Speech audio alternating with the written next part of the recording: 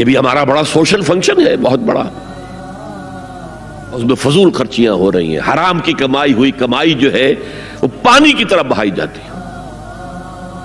ابھی مجھے ایک صاحب نے بتایا کہ ممبئی میں 2 شادیاں ہوئی ہیں مسلمانوں میں، ایک میں 1.5 کروڑ روپیہ خرچ ہوا، ایک میں 80 لاکھ خرچ ہوا. ہم نے وہاں اصلاحی تحریک شروع کی. ضیاء الحق صاحب نے بھی کوشش کی تھی، آرڈیننس پاس کیا تھا، لیکن یہ چیزیں قانون سے نہیں. آپ کہیں کہ کسی دعوت میں 50 سے زیادہ مہمان نہیں آئیں گے، وہ 100 آ گئے تو زیادہ زیادہ یہ ہوگا پولیس والوں کو رشوت کا کھاتا کھل گیا، جو یہ پیسے لے جائیے صاحب. کبھی کبھی وہ پکی پکائی دیگیں لے جا کے اپنے تھانے میں بیٹھ کے کھاتے تھے. لیکن قانون سے نہیں بدلتا مزاج. ہم نے کیا طے کیا؟ دیکھو یہ ہے چٹان کی بنیاد. آپ کو بڑی اونچی بلڈنگ بنانی ہے تو دیکھنا پڑتا ہے چٹان نیچے بنیاد زمین کیسی ہے. تو بنیاد کیا ہے؟ آپ سادگی کرو سادگی کرو سادگی کرو، یہ واسطہ بے معنی ہے بالکل. اس لیے کہ غریب کی سادگی کچھ اور ہے، امیر کی سادگی کچھ اور ہے. سادگی کے ایک معنی تو نہیں ہے. لہذا کوئی جو ہے راک فاؤنڈیشن وہ تلاش کی جائے. وہ ہم نے کی تلاش. جو تقریب حضور سے صحابہ سے ثابت ہے ضرور کرو ضرور کرو ضرور کرو. عضو علیہا بالنواجذ، اپنے دانتوں سے پکڑ لو اس کو. اور جو تقریب ثابت نہیں حضور سے اور صحابہ سے، یقیناً یہ کہیں باہر سے آئی ہے. یا تو ہمارا خاندانی پس منظر جو ہے اکثر تو ہندوؤں سے مسلمان ہوئے، وہ سادات ہوں، صدیقی ہوں، فاروقی ہوں، عثمانی ہوں، وہی ہے جو باہر سے آئے تھے. باقی تو اکثریت یہیں سے وہ اپنا ہندوانہ پس منظر لے کر آئے. تو جس کا ثبوت صحابہ کے دور میں نہیں وہ یقیناً باہر سے آئی ہوئی چیز ہے. اس میں پھر سادگی نہیں، اس میں کمی نہیں، جڑ سے کاٹو. اس بنیاد پر ہم نے 5 فیصلے کیے. ذرا سن لیجئے آپ بھی، اگر آپ کچھ سوشل ورک کرنا چاہیں اس کو عام کریں. نمبر 1، نکاح مسجد میں. حدیث موجود ہے ترمذی شریف کی روایت، اعلنوا ھذا النکاح وجعلوہ فی المساجد. نکاح کا اعلان عام کیا کرو، مسجدوں میں منعقد کیا کرو. میں حیران ہوتا ہوں کیوں نہیں علماء کرام نے اس کی طرف توجہ دلائی. حدیث ہے. ہاں میں مانتا ہوں ان کا کہنا یہ ہے کہ یہ یہاں جو امر ہے کہ مسجد میں منعقد کرو، یہ امر وجوب کے لیے نہیں ہے، استحباب کے لیے. مستحب ہے یہ کہ مسجد میں. تو بھائی مستحب کیوں چھوڑ رہے ہو تم؟ اس لیے چھوڑنا پڑتا ہے مولوی بیچارے کی حیثیت ہے ہی نہیں معاشرے میں کہ وہ کہے جناب یہاں آئیے میرے پاس، میں نہیں آؤں گا آپ کے گھر نکاح پڑھانے کے لیے. وہ اپنا رجسٹر بغل میں دبائے بیٹھا سوکھتا رہتا ہے. وہ تو آنی تھی بارات عصر کے وقت، مغرب بھی جا رہی ہے، آئی نہیں. وہ بیٹھا غریب. پہلے 20-30 روپے ملتے تھے، اب 200 300 400 ملتے ہیں. اور کیا ہے؟ میں نے انہیں یاد دلایا دیکھو شرم کرو. عیسائی آج تک اپنے چرچ کی اور اپنے پادری کی عزت یہ رکھی ہے کہ شہزادے اور شہزادی کی شادی ہوگی وہ بھی پادری چرچ میں آئیں گے. شہزادے کی شادی ہو رہی ہے تو جو ان کی پارلیمنٹ کے ساتھ ہے چرچ، وہاں شادی ہوگی. وہاں پردہ نہیں ہے، لڑکا لڑکی دونوں آمنے سامنے کھڑے ہو کر قول و قرار کریں گے. ہمارے ہاں پردہ ہے تو اس لیے لڑکی کے گھر بھی جائیں گے تو لڑکی تو محفل میں نہیں آئے گی. لڑکی کا ایک وکیل ہوگا، وہ وکیل اجازت لے کر آئے گا، 2 اس کے گواہ ہوں گے، اس کے سامنے اجازت لی گئی، پھر وہ نکاح خواہ کو اجازت دیں گے، وہ نکاح پڑھا دیں گے. پہلی بات یہ ہو گئی کہ نکاح مسجد میں.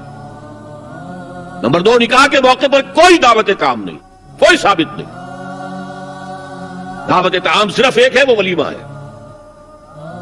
اور اس قدر معقول بات ہے، سب باپ اپنے سینوں پر ہاتھ رکھ کر سوچیں اور میری بات سنیں. کیا بیٹی کو گھر سے رخصت کرنے کا وقت جو ہے وہ خوشی کا وقت ہوتا ہے؟ جب بیٹی گھر سے جا رہی ہو، کوئی جانور بھی آپ قربانی کے لیے کوئی مینڈھا کو بکرا لے آئیں 8-10 دن پہلے اور بچے مانوس ہو جائیں تو وہ جب آپ ذبح کرتے ہیں تو پچھاڑے کھاتے ہیں کہ نہیں بچے؟ اور یہ لخت جگر ہے، نور چشم ہے، 18 20 22 برس گھر میں رہی ہے، وہ جا رہی ہے. خوشی نہیں ہے ماں، صرف یہ ہوتا ہے سائی آف ریلیف کہ ایک ذمہ داری کا بوجھ تھا، اللہ نے آج پورا کرا دیا، اتروا دیا بوجھ. پھر بھی اندیشہ ہوتا ہے پتہ نہیں مزاج ملے نہ ملے، نئے ماحول میں جا رہی ہے، وہاں جا کر ایڈجسٹ ہو یا نہ ہو. اندیشے پھر بھی ہوتے ہیں. تو ان سے مرغ پلاؤ کھانا اور متنجن کھانا کوئی معقول بات نہیں ہے. معقول بات کیا ہے؟ لڑکا اس کا گھر آباد ہوا ہے، وہ ولیمہ کرے. اس پر باقاعدہ احادیث اولبو ولو بشاۃ، ولیمہ ضرور کرو چاہے ایک ہی بکری ہو تمہارے پاس. ذبح کرو، کاٹو، کھلاؤ گوشت اپنے دوستوں کو، احباب کو. یہاں تک کہا کہ بیسا طعام الولیمہ، برا کھانا ہے ولیمے کا کہ اس میں غریبوں کو نہیں بلایا جاتا. ظاہر بات ہے مسلی کھلانے کے لیے تو ولیمہ نہیں ہوتا، اپنے احباب کو، دوستوں کو بلایا جاتا. پھر بھی میں تم سے کہتا ہوں کہ جسے ولیمے کے لیے بلایا جائے وہ اگر نہیں جائے گا تو اللہ اور اس کے رسول کے حکم کی نافرمانی کرے. تو جس رسول نے اتنی تفصیل سے حکم دیا ہو ایک دعوت کا، وہ دوسری دعوت میں بھی خیر ہوتا میں بیان کرتا. جب نکاح مسجد میں اور کوئی دعوت طعام نہیں تو بارات کا تصور خلاص. بارات کس بلا کا نام ہے؟ قرآن میں تو کوئی ذکر ہی نہیں، عربی میں یہ لفظ ہی نہیں. اجتماعی طرفین مسجد میں ہوا، نکاح ہوا. لڑکی کو حضرت فاطمہ کو رضی اللہ تعالی عنہا کچھ خواتین جا کر چھوڑ آئی تھی اس حجرے میں جو ایک انصاری صحابی نے حضرت علی کو دیا تھا. ان کا تو کوئی گھر بھی نہیں تھا. کوئی حضرت علی آئے ہوں اور آ کر ودا کرا کے لے کے گئے ہوں. چوتھی چیز، جہیز کا کوئی تصور اسلام میں نہیں. خالص ہندوانہ رسم، خالص ہندوانہ رسم، خالص ہندوانہ رسم. ہندوؤں میں کیوں ہے؟ وہ اس لیے ہے، معقول بات ہے کہ لڑکی کا وراثت میں کوئی حصہ ہی نہیں. وہ تو جب گھر سے نکل رہی ہے وہ دے دلا کے رخصت کر دو. دان دہیج یہ خیرات ہے، لڑکی کا حق کوئی نہیں ہے گھر پر. اسلام میں تو لڑکی وارث ہے. والد فوت ہوں گے وراثت تقسیم ہوگی، والدہ فوت ہوگی کوئی ان کی ہے ملکیت تو تقسیم ہوگی. شادی کے موقع پر کوئی جہیز اسلام میں نہیں، قطعاً نہیں. غلطی سے حضرت فاطمہ کے جہیز کو جہیز کہہ دیا گیا. وہ جہیز کیا تھا؟ ایک پیسہ بھی حضور کے اپنی جیب سے نہیں تھا. اس شادی میں خاص بات کیا تھی کہ دولہا کے ولی بھی حضور ہی ہے. اور کون ہے؟ علی کا کون تھا مدینے میں؟ اور دلہن کے والد بھی حضور ہے. اب حضور پوچھتے ہیں حضرت علی سے تمہارے پاس مہر دینے کے لیے کچھ ہے؟